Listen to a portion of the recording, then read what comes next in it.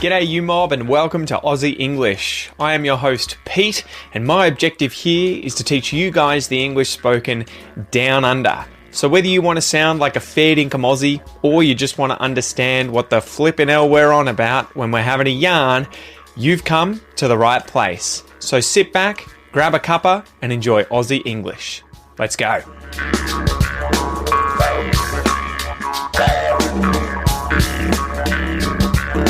G'day you mob, how's it going? Welcome to this episode of Aussie English, the number one place for anyone and everyone who wanting to learn Australian English.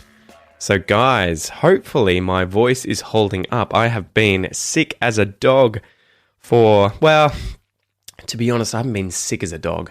I was sick as a dog for about 2 days about a month ago, and for whatever reason, this cough has hung around, right? I think I've had this post-viral cough, post meaning after, right? So post-viral, after the virus, I had the virus, and then after it, I've had this cough. I've had this post-viral cough for like a month.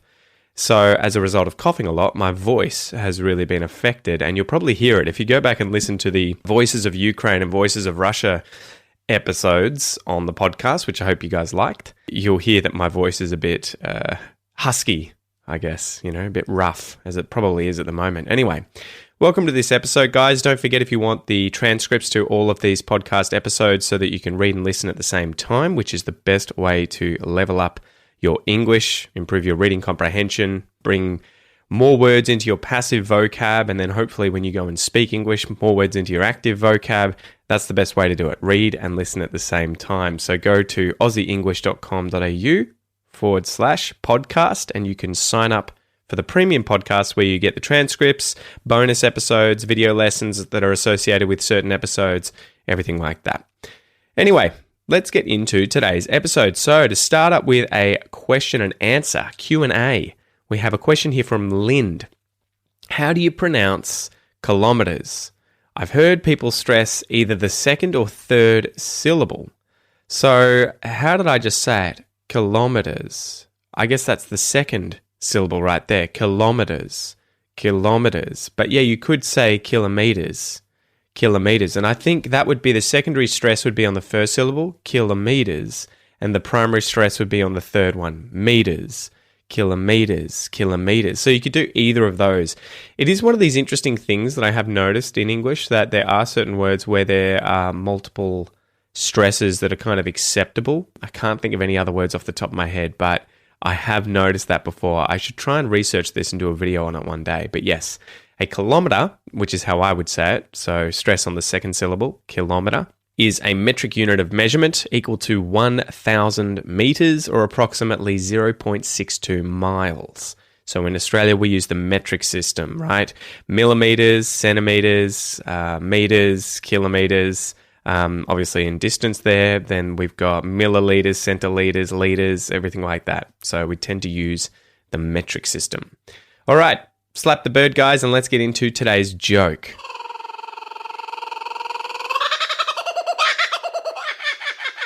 So the joke today, this is a good one. Why do kangaroo mothers hate the rainy season? Why do kangaroo mothers hate the rainy season? You guys ready? Because their joeys are stuck playing inside. You get it, guys?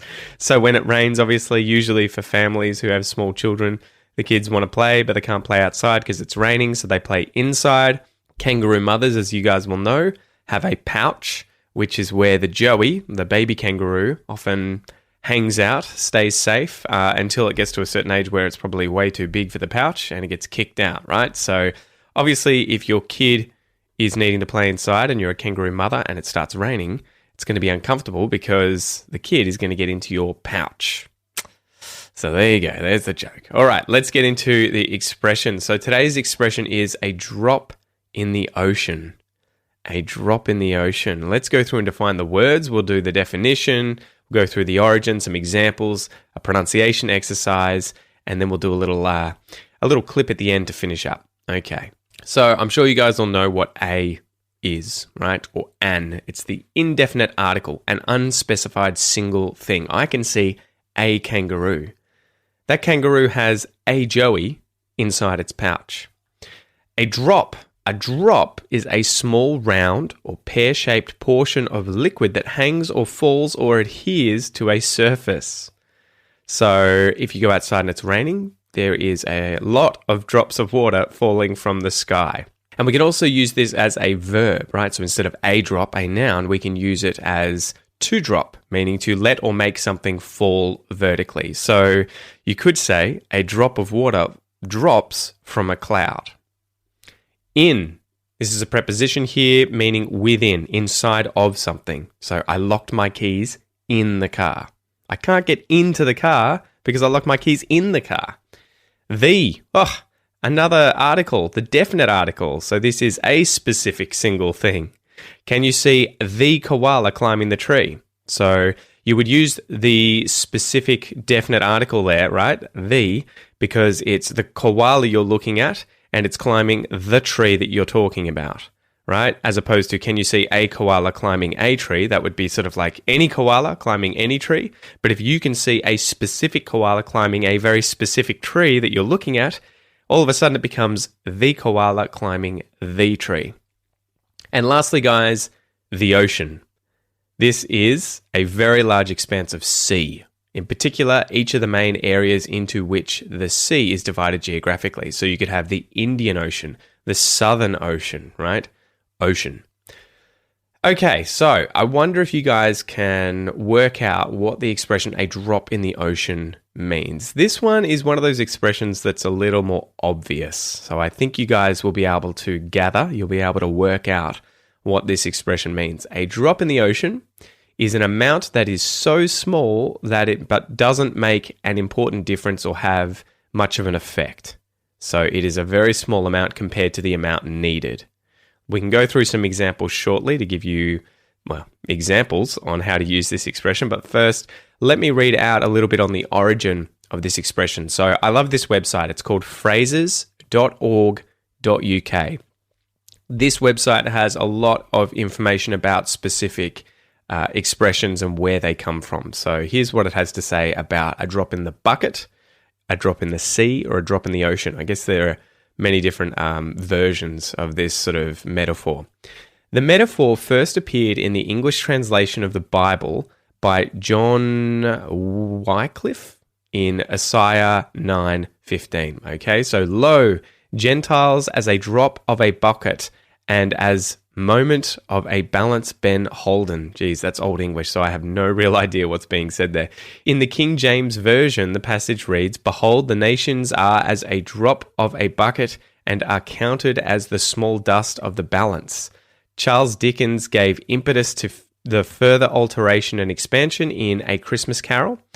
In the first conversation between Scrooge and the ghost of his deceased partner Marley, the ghost says, the dealings of my trade were but a drop of water in the comprehensive ocean of my business. There you go. So how interesting is that? It's been with us for quite a while, that concept of a drop in a bucket or the bucket in the sea or in the ocean. So let's go through 3 examples of how I would use the expression to be a drop in the ocean. So imagine you're saving up for something incredibly expensive. Maybe it's a Ferrari, a house, or maybe, a supersized luxury yacht. If someone offers to help you save up and hands you a small amount of money, like say $100, which will make effectively no difference when it comes to you buying this expensive thing, that contribution, right, the money they've given you, the $100, is a drop in the ocean. You effectively need an ocean of money to be able to afford, say, a Ferrari. I don't know, cheapest Ferrari today that's new is probably like $500,000. So $100 is not going to make much of a difference. It's not really going to help much. It's a drop in the ocean. Example number 2. There's an Aussie marsupial species that's very endangered in Australia, and it's called a bilby. You might see this during Easter, the Easter bilby. So if you go into Woolworths or Coles and you go and buy some chocolate Easter bunnies, that's the usual one, right? Chocolate rabbits. Get the Easter bilby because that's the Australian version, and I think that if it's an Easter bilby, a portion of the money that gets, or that they get for selling the Easter bilby will go towards the conservation of the bilby. And it's kind of like a marsupial version of a rabbit. Anyway, so there's loads of breeding programs where zoos and other organizations are trying to breed the animals up so that they can then release them into the wild to hopefully replenish their population. If they manage, say, to breed only one animal at the zoo and then release it, it's a drop in the ocean, right? It's not enough to help the species survive in any significant way. It's a very small contribution. It's a very small amount of animals compared to what's needed. It's a drop in the ocean. Example number 3. If we want to make things a little bit political for the last example here, at the time of writing this episode, Putin is about a month now into the invasion of Ukraine. He sent a lot of troops into Ukraine in order to capture the country. However, his army is so huge that the troops he's sent in so far are just a drop in the ocean. They're only a small amount of the total numbers of troops that he has in the army. They're a drop in the ocean. And unfortunately for Putin, they are not doing very well. They are not doing well at all. They're getting massacred. Anyway, so that's the expression, guys, a drop in the ocean, an amount that is so small that it doesn't make an important difference or have much of an effect. It's a very small amount compared to the amount that's needed. It's a drop in the ocean. So now let's go through a little pronunciation exercise, guys. This is where you can find somewhere away from the rest of the world where you can read out loud, or you can speak out loud, rather, without feeling self-conscious, and you can work on your pronunciation. Okay, so listen and repeat after me.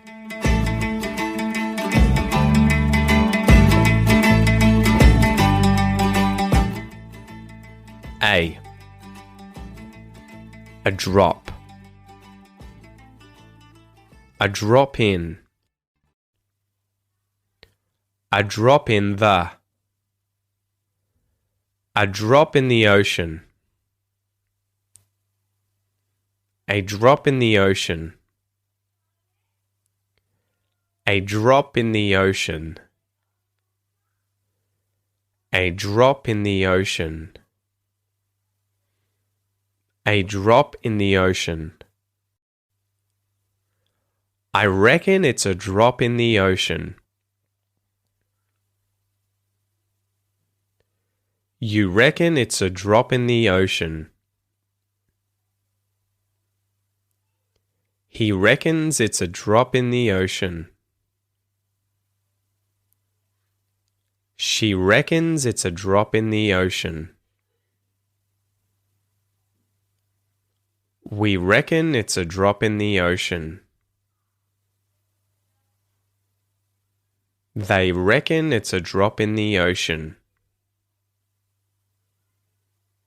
It reckons it's a drop in the ocean. Great job, guys. Great job. Now, there's a lot going on there in terms of pronunciation changes for the articles, like a and the or the, and then also connected speech. There's loads going on there, okay? So firstly, you'll hear me say a as like the letter A when I'm pronouncing it clearly, but as soon as it is used in a sentence like a drop in the ocean, you'll hear it become unstressed and a schwa sound. A drop in the ocean. A drop in the ocean. A drop in the ocean.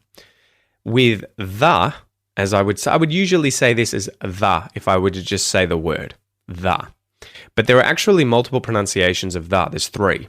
There's the when the word the is followed by a consonant sound. So, for instance, the cap or the dog. There's the when it's followed by a vowel sound because we link with the y kind of sound when you have that long E vowel sound first. So you would have heard the ocean, the ocean, the ocean. And when the word is within a sentence and it's followed by a consonant, it may become the schwa sound.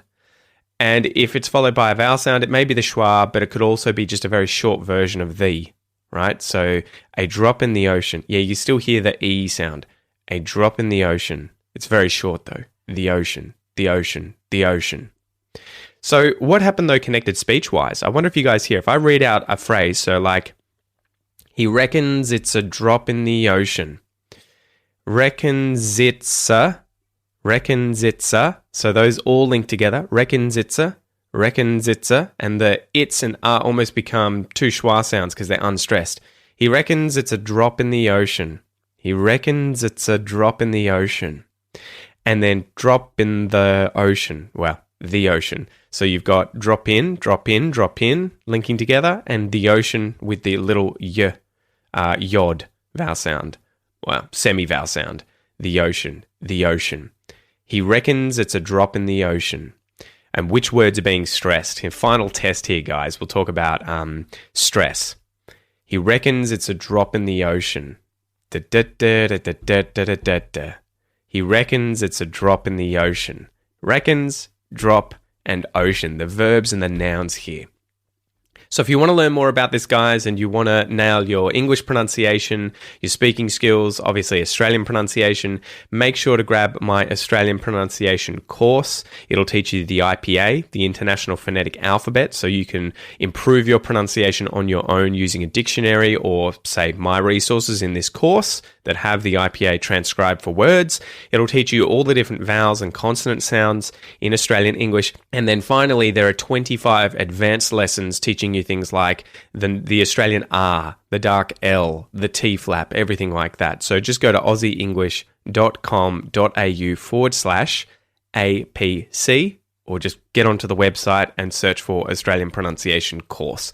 You'll find it and you're going to love it, okay? All right, finishing up, guys. So today we have a little clip here, and the name of the game is for you to listen to this clip and see if you can write down what you hear. So ideally, get a piece of paper somewhere and a pen, listen to the clip that I'm going to play for you, and see if you can write down all the words that are being read out. So this clip comes from a really touching film in Australia here called The Last Cab to Darwin, which is about a terminally ill cab driver who is acted out by Michael Caton, the guy from the movie The Castle. And he picks up an Indigenous drifter and a backpacker whilst travelling through the Australian outback to get euthanized. So he's effectively terminally ill from cancer and he wants to end his life using euthanasia. And so the movie is all about his decision-making and the people he meets. It's a really good film. So anyway, you know the aim of the game. I'm going to play for you this clip one time, give you a little break, and then we'll do it again. Okay, you ready? Here is playthrough number 1. I've never been more sure of anything in my life. Okay, so how did you go? Did you get all of it? Now it's time for playthrough 2. I've never been more sure of anything in my life. All right, so that's it from me today, guys. I hope you enjoyed this episode. Don't forget, if you want to read whilst you listen to these episodes, take notes, highlight new expressions and words, use the online premium podcast player, get the bonus lessons, get the video lessons, everything like that. Get the premium podcast membership. Just go to aussieenglish.com.au/podcast. Have a great one. See you next time.